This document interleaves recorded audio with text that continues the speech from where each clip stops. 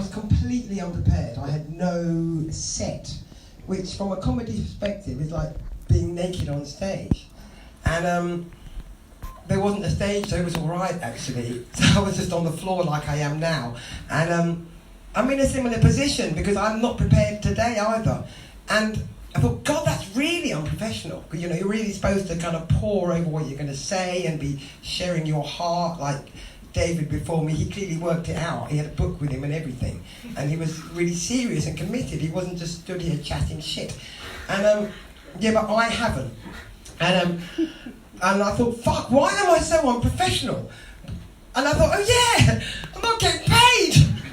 So that's actually not why I'm not unprepared. That's not why I'm not prepared, because I'm used to not getting paid, because I've been not getting paid by Tony for like about 20 years now. And the reason I do not have my act together is because I haven't had 5 minutes to myself for 30 odd years. And because I was born in the 60s, I was raised in the 70s, and that meant I believed feminism.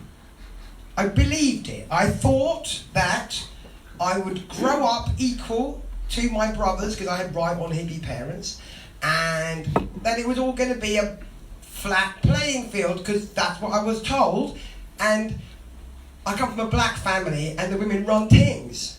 So the men, I didn't know what they were even for. So, and there weren't that many of them, and not all the women had. There wasn't like one each. There was, you know, there was definitely the women were outnumbering the situation. So they ran the show, and so I thought that was going to happen to me, and that I would be free and equal, and so I was, until the moment I conceived a child, and then my liberty crumbled away with the breast milk, I think it kind of pours out and the baby drinks up your freedom, and along with it. I really think that happens. And so, yeah, once you're grounded for life by a child, you realise that the feminist revolution wasn't talking about you. They were talking about women who can read books, right? Not women who can change nappies. Changing nappies is not an act of revolution. No, it fucking isn't. I didn't introduce myself. Sorry, I'm going off on a tangent. Because I'm not prepared. And the scary thing about me not being prepared, is that I am at serious risk of saying something really politically incorrect. Good. And I'm getting like twitchy. I'm glad somebody likes it. I'm going to hide behind her, okay, after I've said the wrong thing. So I'm introducing myself. My name is Nonika Hendricks of Valley. You don't have to remember that, which is why I go by what most people call me, which is what's her name. And actually, I'm thinking of changing my name to what the fuck, given the current political situation. But also I decided to, you know how when you just adopt something that somebody says about you, it's kind of like reclaiming it. So I thought, yeah, I'm going to reclaim the what's her name thing in an attempt to kind of reclaim some sense of identity from the mire that is motherhood. And because you lose your name, you're called mum. And I thought, my kids grew up, and I thought, I get my name back. I didn't. I just got called Granny instead. And yet I wasn't allowed any more personality, because once you've bred up children, you're not allowed a personality. Nobody gives a shit what you want.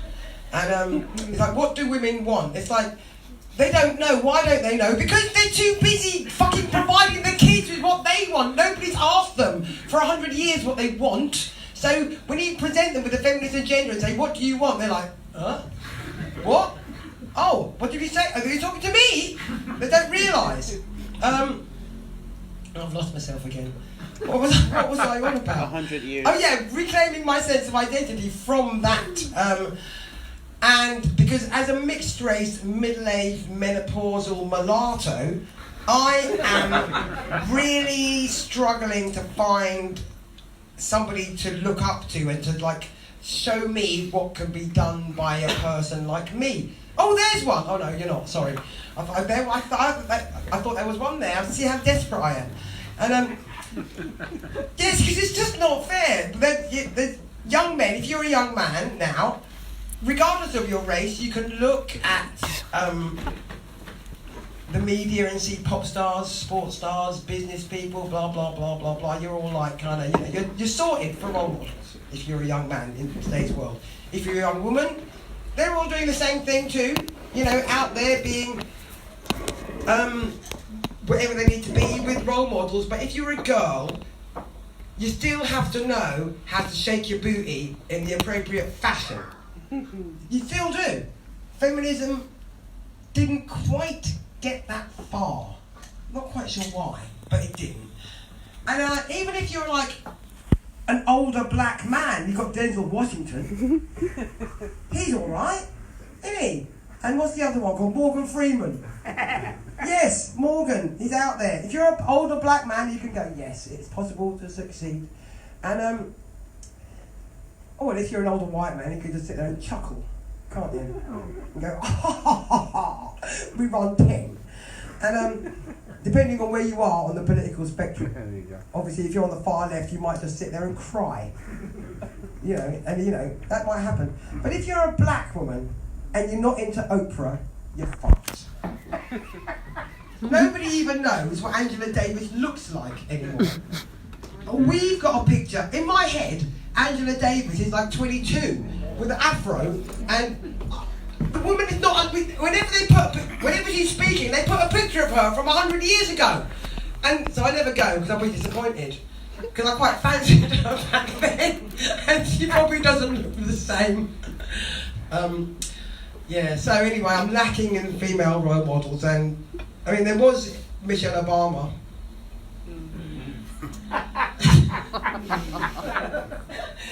Lee said, soonest mended. And no, there is Michelle Obama. She hasn't died, but I just don't think that she's particularly achieved anything great, because the way you get to be first lady is by bigging up your man for a long time.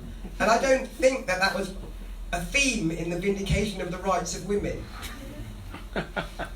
It wasn't when I read it. They might have put a new bit in because I'm like a bit back in the day now. So, but to be fair, the vindication of the rights of women has been like factionalised since day one, hasn't it? And that entire history of the women's movement, rather embarrassingly, is starting to look like one long bitch fight. And we're going nowhere because you've got so many. You've got liberal feminists and anarcho-feminists and this feminist and that feminist. And first of all, you have to identify which sort you are and then choose. And so I failed. I can't choose. And but the thing is, it's okay, because the feminist bitch fight that's been going on, I mean, I think I think even Jermaine Green's been evicted. No one wants to admit that they like her. I do too. I think she rocks, but she's not allowed to speak in places anymore. But it's okay, because I won't be either soon. And she was upset about the fact that the feminist agenda has been co-opted. But I think we've been saved.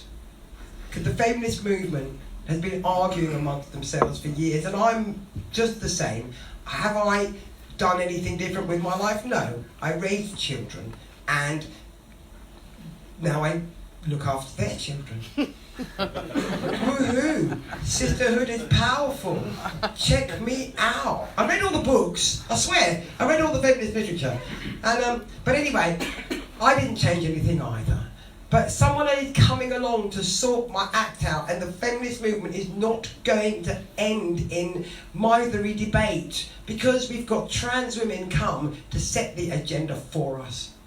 That's so good. I'm so pleased. Because, do you know what? I was so busy being menstrually insane and trying to put my life together and then recovering from childbirth that I didn't have time to think about the feminist agenda, so what I need is somebody who isn't burdened with such things to tell me what I need. And it's all gonna be okay. They came out of the doll's house crying, "Why be a wife?" They came out of the kitchen, said there must be more to life. They counted up statistics, burned their bras, wiped off their lipsticks. Some found G-spots, some took courses. Others ceased to shave their legs.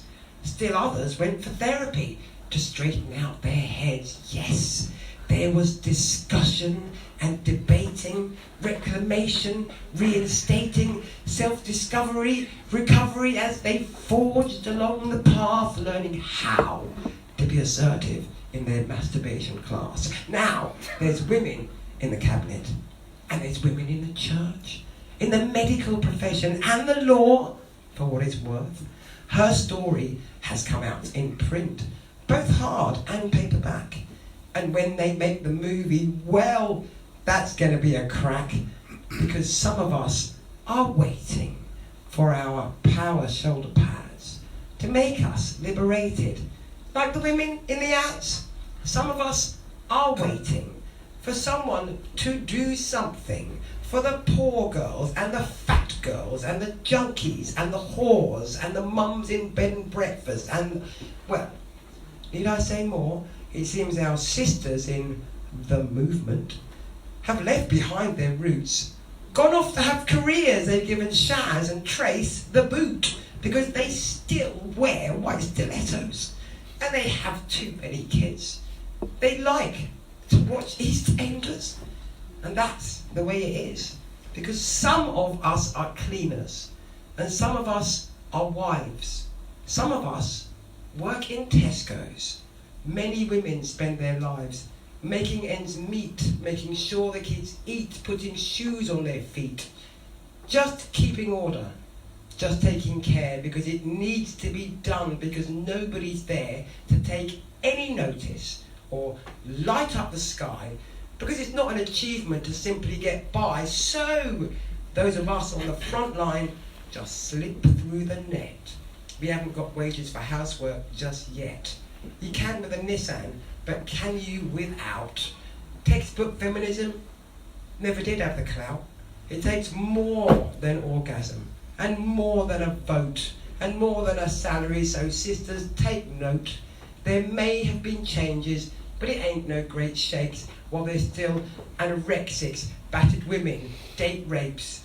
There's girls in Doc Martens out drinking in pubs, and there's cocktail dresses out dancing in clubs, but there's millions more in the council estates, in the laundrettes, the play parks, outside the school gates. Invisible women. We really are there. Try looking at us, and you might get somewhere. Thank you. Yeah.